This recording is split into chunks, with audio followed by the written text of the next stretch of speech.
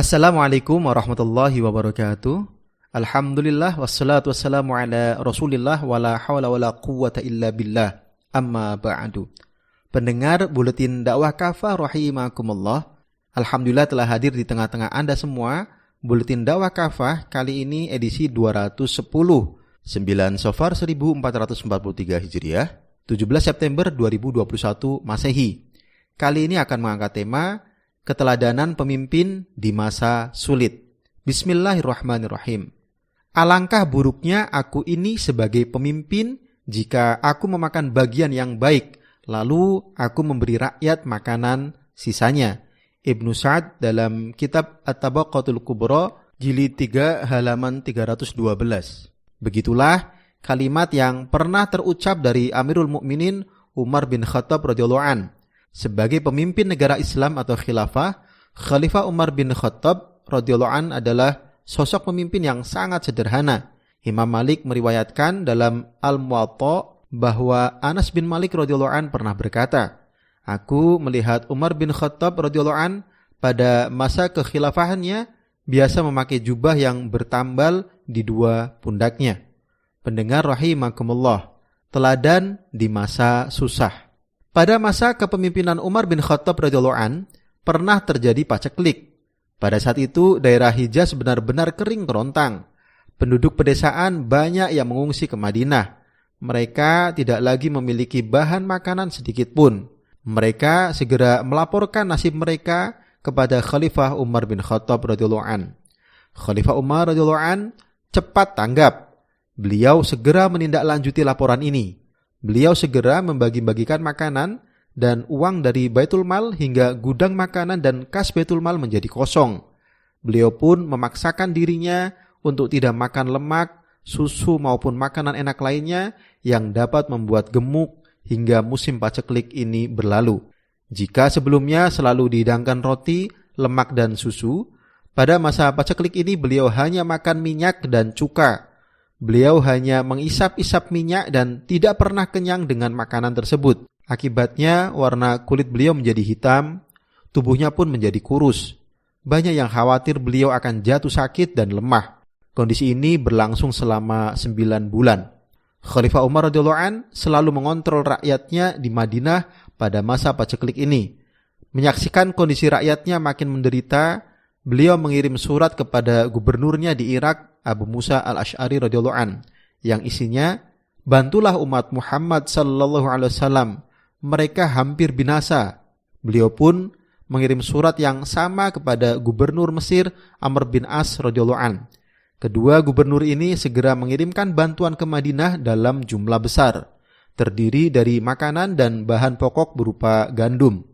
Abu Ubaidah radhiyallahu an pun pernah datang ke Madinah membawa 4.000 hewan tunggangan yang dipenuhi makanan. Khalifah Umar radhiyallahu an segera memerintahkan dia untuk membagi-bagikan makanan tersebut di perkampungan sekitar Madinah. Pada masa paceklik ini, Khalifah Umar radhiyallahu an pernah keluar bersama Abbas radhiyallahu an, paman Rasulullah sallallahu alaihi wasallam, untuk melakukan sholat istisqa atau sholat meminta hujan. Usai sholat, Khalifah Umar radhiyallahu an berdoa, "Ya Allah, sungguh jika kami ditimpa kekeringan sewaktu Rasulullah masih hidup, maka kami meminta kepadamu melalui Nabi kami. Sekarang kami meminta kepadamu melalui paman Nabi kami." Hadis riwayat At-Tabrani. Tidak lama setelah itu, masa paceklik berakhir. Keadaan berubah kembali menjadi normal sebagaimana biasanya. Akhirnya, para penduduk yang mengungsi bisa pulang kembali ke rumah mereka. Demikianlah Khalifah Umar radhiyallahu an berhasil melewati masa-masa kritis itu dengan bijaksana. Beliau mampu menyelamatkan rakyatnya dari musibah kekeringan dan kondisi sulit itu melalui kebijakannya yang tepat. Keteladanan Khalifah Umar radhiyallahu an hanyalah satu dari sekian banyak keteladanan para pemimpin Islam sepanjang kekhilafahan Islam. Masih banyak lagi contoh-contoh lainnya seperti Khalifah Umar bin Abdul Aziz, Sultan Sulaiman Al-Qanuni, dan banyak lagi pemimpin Islam lainnya. Pendengar rahimakumullah, ironi pemimpin masa kini. Lalu bagaimana dengan para pemimpin dalam sistem pemerintahan sekuler saat ini? Adakah di antara mereka yang berusaha meneladani Khalifah Umar bin Khattab radhiyallahu an? Tidak ada, kecuali sekedar klaim, yakni klaim dari para pendukung rezim ini bahwa pemimpin mereka mirip dengan Umar bin Khattab radhiyallahu anhu. Faktanya tentu jauh panggang dari api. Di negeri ini, selama pandemi COVID-19 yang sudah 2 tahun berjalan, kehidupan mayoritas rakyat benar-benar terpuruk. Banyak rakyat menjerit karena kehilangan ladang penghidupan. PHK massal di mana-mana. Pengangguran semakin banyak. Angka kemiskinan makin meningkat. Banyak yang mengalami kesulitan sekedar untuk bertahan hidup. Ironisnya, saat yang sama, selama pandemi, para pejabat malah makin kaya raya. Pundi-pundi rekeningnya mendadak banyak yang bertambah. Bahkan, ada menteri yang baru menjabat 9 bulan, kekayaannya bertambah sekitar 10 miliar rupiah. Sejumlah pejabat negara lainnya juga mengalami kenaikan jumlah harta kekayaan selama pandemi COVID-19 berdasarkan catatan Komisi Pemberantasan Korupsi atau KPK. Jumlah itu diketahui berdasarkan data yang diakses kompas.com dalam situs web lhkpn.kpk.go.id milik KPK. Peningkatan kekayaan selama pandemi juga dialami oleh kepala negara. Demikian sebagaimana dilansir oleh banyak media baru-baru ini. Pertanyaannya, dari mana sumber kenaikan harta mereka? Yang pasti bukan dari kenaikan gaji atau tunjangan mereka. Andai pun ada kenaikan gaji dan tunjangan mereka, tentu kita bertanya-tanya bagaimana mungkin ada menteri yang baru 9 bulan menjabat, harta kekayaannya bertambah 10 miliar atau lebih dari 1 miliar per bulan. Karena itu boleh jadi pertambahan kekayaan tersebut karena yang pertama berasal dari sumber pendapatan lain di luar gaji dan tunjangan mereka sebagai pejabat. Sebagaimana diketahui, banyak pejabat di negeri ini yang juga sekaligus pengusaha. Misalnya, ada menteri yang memiliki puluhan perusahaan, di antaranya perusahaan tambang batu bara. Meski tidak ada larangan seorang pejabat sekaligus pengusaha, jelas di sana ada potensi penyalahgunaan jabatan untuk mendukung kepentingan usaha atau bisnis pribadi. Yang kedua, boleh jadi penambahan harta kekayaan mereka bersumber dari yang tidak halal, seperti hadiah atau fee dari para pengusaha atau kelompok oligarki sebagai kompensasi dari kebijakan penguasa yang mendukung bisnis mereka, suap menyuap, dan korupsi.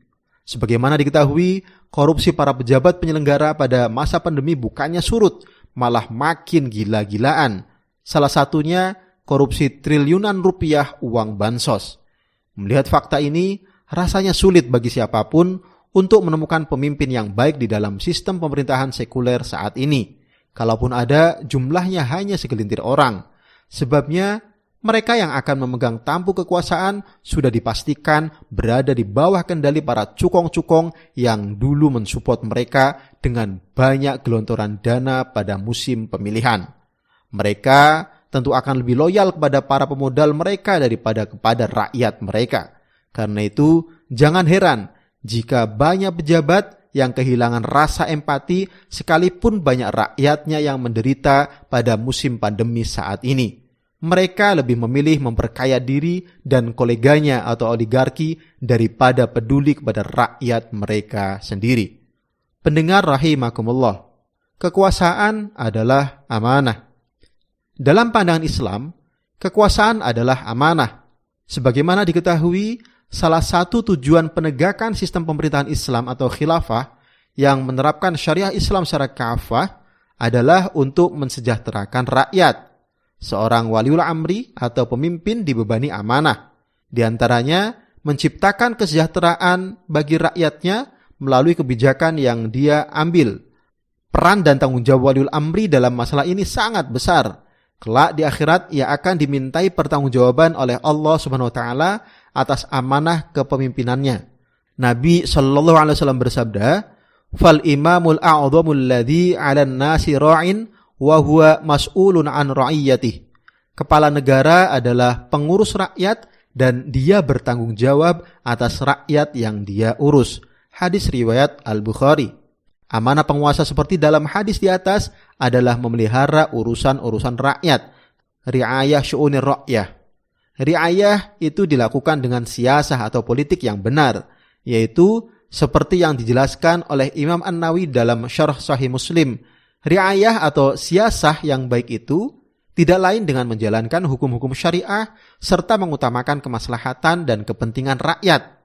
Inilah seharusnya yang dilakukan oleh seorang pemimpin yang amanah. Pemimpin amanah akan menunaikan tugas riayah, yakni memelihara semua urusan rakyatnya, seperti menjamin pemenuhan kebutuhan pokok, sandang, pangan, papan bagi tiap individu warga negara, menjamin pemenuhan pendidikan, kesehatan dan keamanan secara cuma-cuma, serta melindungi rakyat dari berbagai gangguan dan ancaman. Dalam memelihara urusan rakyat, penguasa hendaklah seperti pelayan terhadap tuannya. Sebabnya, Sayyidul Qaumi Khadimuhum. Pemimpin kaum itu laksana pelayan mereka. Hadis riwayat Abu Nuaim. Rasul SAW banyak memperingatkan penguasa dan pemimpin yang tidak amanah atau khianat dan zalim. Mereka adalah pemimpin jahat, sebagaimana dalam hadis riwayat At-Tirmidzi. Pemimpin yang dibenci oleh Allah SWT dibenci oleh rakyat dan membenci rakyatnya. Dalam hadis riwayat Muslim. Pemimpin yang bodoh atau imaratus sufaha, yakni pemimpin yang tidak menggunakan petunjuk Rasul dan tidak mengikuti sunnah beliau, sebagaimana dalam hadis riwayat Ahmad. Penguasa al-hutamah, yakni yang jahat dan tidak memperhatikan kepentingan rakyatnya, seperti dalam hadis riwayat Muslim, dan penguasa yang menipu atau ghoshin rakyat, sebagaimana dalam hadis riwayat Al-Bukhari dan Muslim. Sayangnya, sistem sekuler saat ini justru banyak melahirkan para pemimpin yang banyak dicela oleh Rasulullah SAW, sebagaimana dalam hadis-hadis di atas. Alhasil, sistem sekuler yang nyata-nyata rusak dan melahirkan banyak pemimpin rusak sudah saatnya dicampakkan dan ditinggalkan. Saatnya diganti dengan sistem pemerintahan Islam yang menerapkan syariah Islam secara kafah. Wallahu a'lam bishawab. Demikian materi Buletin Dakwah Kafah edisi 210, keteladanan pemimpin di masa sulit. Terima kasih. Wassalamualaikum